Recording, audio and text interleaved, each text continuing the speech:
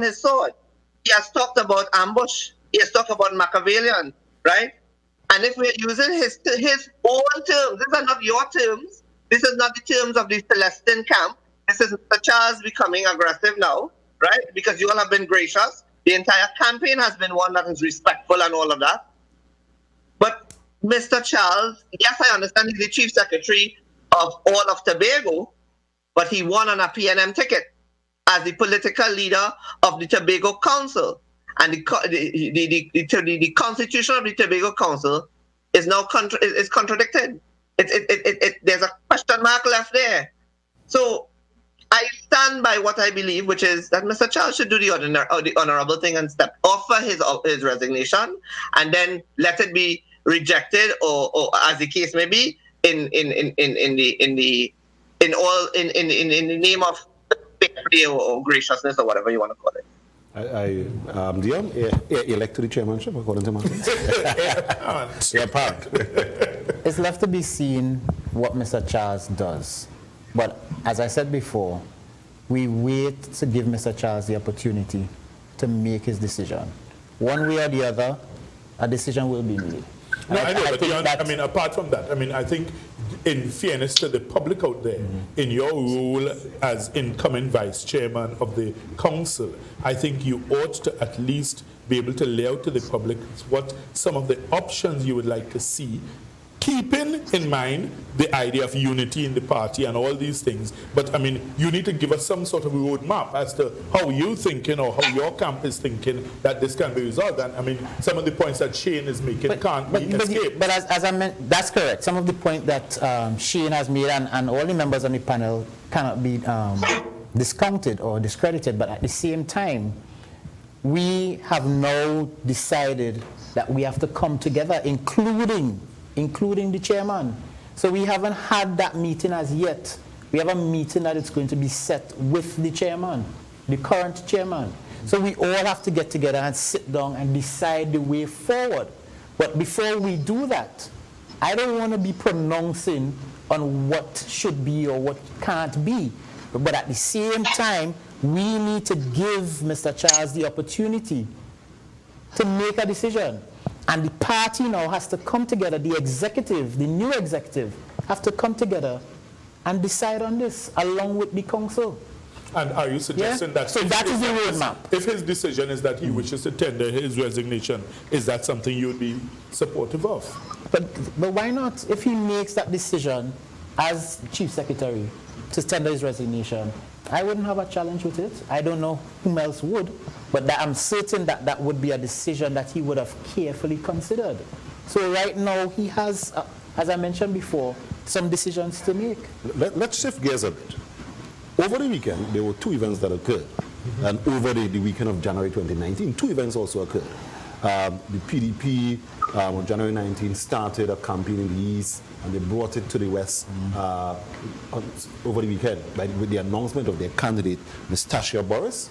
How do you see that playing out in the Tobago's political space? How do you see it playing? Well, I suspect that they are getting themselves ready because they know that elections is due. The general election is due September, October of this year. Well, between September and December. And basically, with the internal elections out there and election fever, it was a good strategy to piggyback on what was already happening in the atmosphere. I'm bringing Anderson here, political activist. Some may argue PDP supporter. What was the intention in having your launch, the announcement of your candidate, at the same time that the PNM was having its internal election? Well, is there a law that says you shouldn't have it? No. At the same time? Well, what was the intention? Because it is just, as you said, strategy. You understand? It is, and it was a very good strategy in terms of piggybacking on the election fever, in the political charge thing, and also taking away, as they say in social media, throwing a little shade. You know how to throw shade? Well, I think that was a strategic move to throw a little shade on the PNM's events. But the thing is, you know, I wonder in the larger context if it isn't a bit of maybe playing your hand too early, in the sense that the dynamics have not yet settled in terms of how the PNM is going to shake out this whole internal election. And you, of course, have to focus now. What's the bigger picture? The bigger picture would be the general elections and then the THA elections. So, I mean, of course, yes, you get the temporary hype of this weekend and, you know, the buzz associated with it. But the thing is, you're talking about a pretty long time between now and whenever the election date actually is. So you don't want the public to get wary, or you don't want your candidate to be, to get too, worn down in the public's image. Sometimes the element of surprise nearing the end can work to galvanize that support. If we recall, and I always remind people of this, when Mr. Ashworth Jack and the TOP initially came onto the scene, it was like basically like about 4 months before the election date that they really started, getting people going and galvanizing support. So the thing is, of course, who knows what the PDP's ultimate strategy is? But I just for myself wondered if in the long term and whether in the bigger picture, whether it was the best thing to do that now rather than closer to the time. But of course, those who are closer to the heart and bosom of the PDP will be able to answer that question. I see Mr. Innocent smiling. I would say time will tell. Time will tell. Yeah. Okay, time will tell, viewers. We're heading to a break at this time. We shall be right back after this break.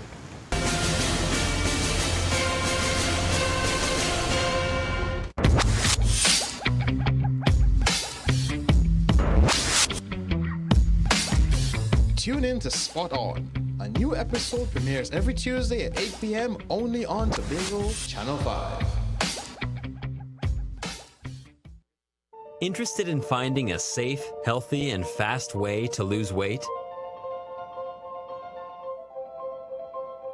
Tired of those yo-yo diets where you lose weight today but gain it back tomorrow? Are you frustrated with your exercise program because despite how hard you work, the weight just won't go? If you answered yes to those questions, you need Zingular. Zingular's nutritional systems can help to slim you down to a healthier you. A premium weight loss system offering meal replacement shakes, fat burners, detoxifiers, appetite suppressants, and sleep-regulating supplements. They provide the support you need each day while you pursue your weight loss goals. This is a naturally sourced nutritional system that will help to reshape your body, restore your energy, and improve your health. Our weight loss systems have helped many to tone up and lose inches off their waist.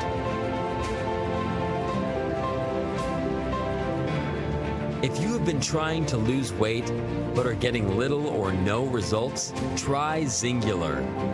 Our systems are specifically designed for people who have struggled to lose weight. Lose weight and feel great. Want to know more? Check us out or call Randy's Back to Eden and Beyond, Canby Main Road, Tobago, 68. Visit the new and improved Belfonds Hardware Limited, number 17 Canby, Mount Pleasant. Spacious showroom for your convenience. All hardware items including blocks, steel, paint, toilet sets, power tools, lumber, and everything plumbing and electrical. Open Sunday to Friday. 631-0911.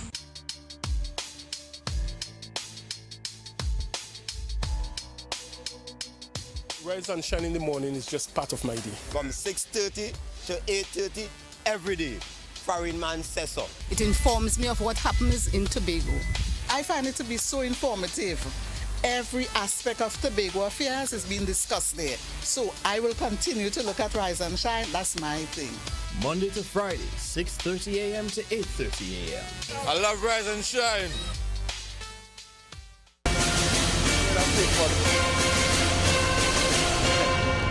Welcome back, viewers. You're tuned into High 5 Reloaded, and I'm your host, Joseph Frederick, sitting in for Crystal Gift. And we've been having a very high-energy discussion on the Tobago's political climate. I want to bring in Shane, who is on Skype now, to get his perspective on what has been occurring with the opposition forces in Tobago.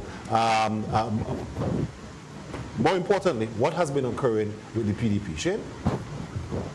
Well, I'm listening to the commentary on the PDP, and the PDP claims to be a very strong political party and strong political opposition party in Tobago. And for me to hear the word that they piggybacked off of the political excitement generated by the PNM tells me that they're not so strong after all or confident.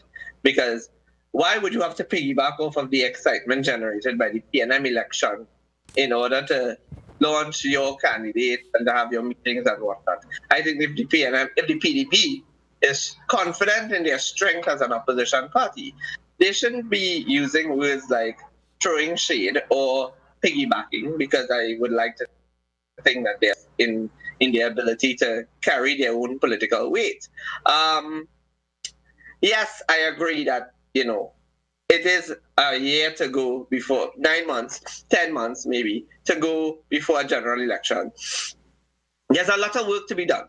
I think that with Tracy Celestin becoming the political leader of the Tobago Council, Mr. Duke has literally met his match, because it's an East girl versus an East boy down in Tobago East, regardless of whether Tracy puts herself as a candidate or not, which is neither here nor there. The very fact that she's the leader of the Tobago Council puts an added pressure on Mr. Duke to match her in every single capacity and every single tenet of leadership. That's one.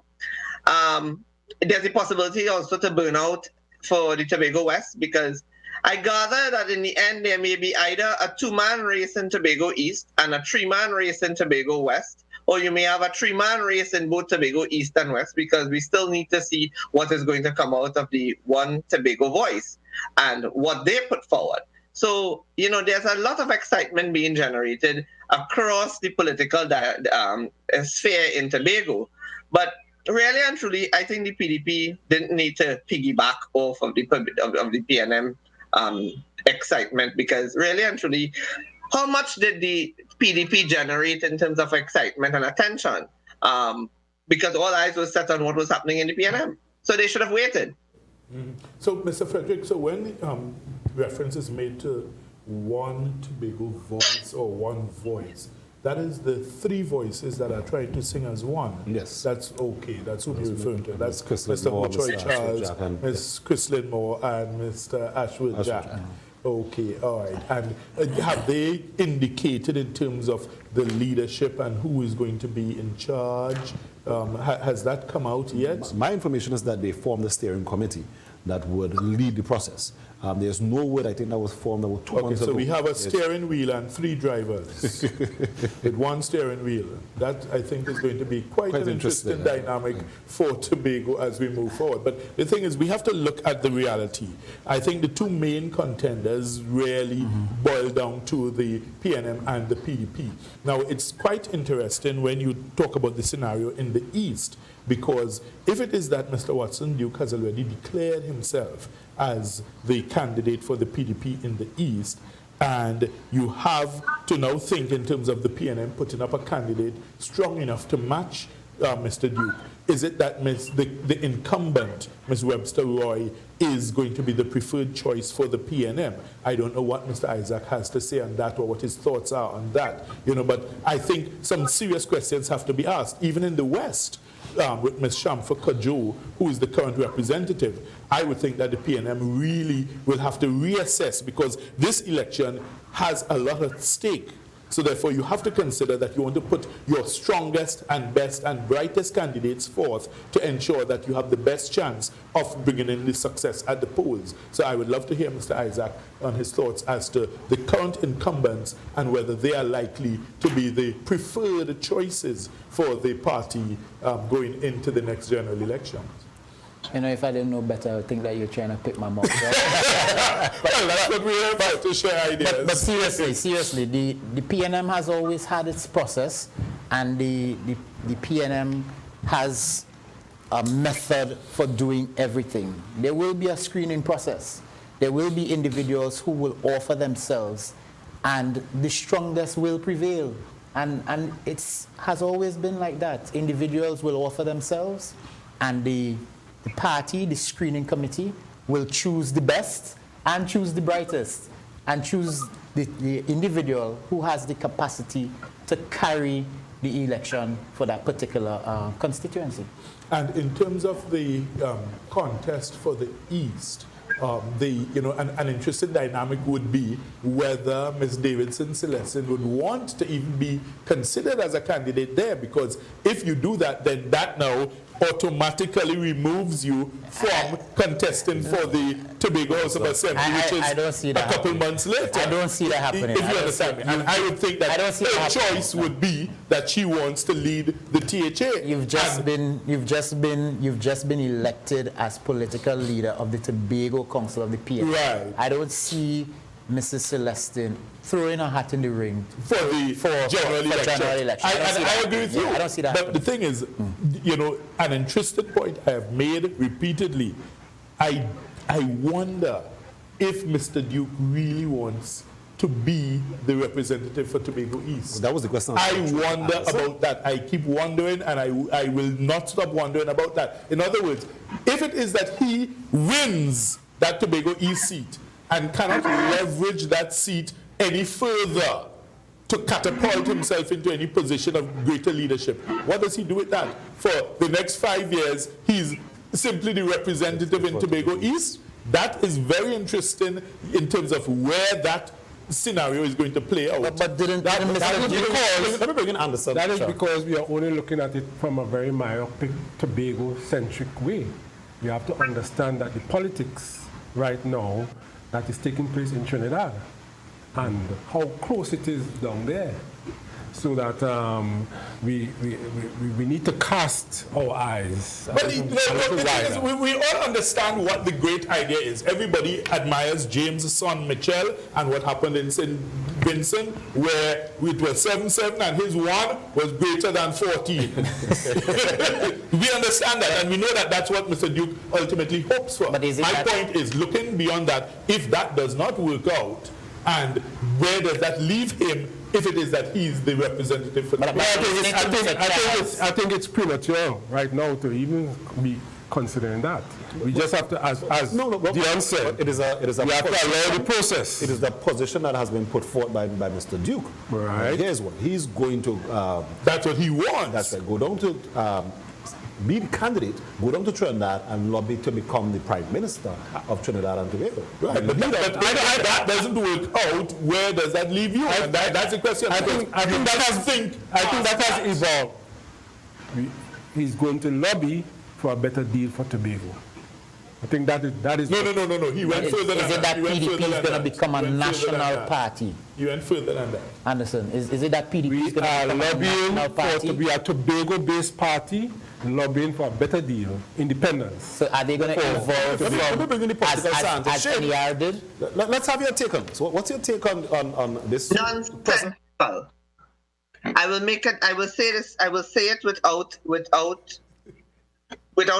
being afraid to say it. In fact, it's nonsensical, because that better deal that you're talking about with regard to independence of Tobago is the most unpatriotic thing that you can think about. Let me give you several reasons why. Collectively, as the Republic of Trinidad and Tobago, as an archipelago, a nation state, because we are not just two islands, we are 22 islands. We are given, under the international law of the sea, 200 nautical miles of extra borders going outside of Tobago, all north towards Barbados. And that is why we were able to win the case against Barbados when it came to the flying fish issue. There's also gas that sits outside of Tobago. 53 trillion cubic feet of gas that sits outside of Tobago as a collective nation called the Republic of Trinidad and Tobago. You know what happens if Tobago becomes independent? Each island is restricted to 12 nautical miles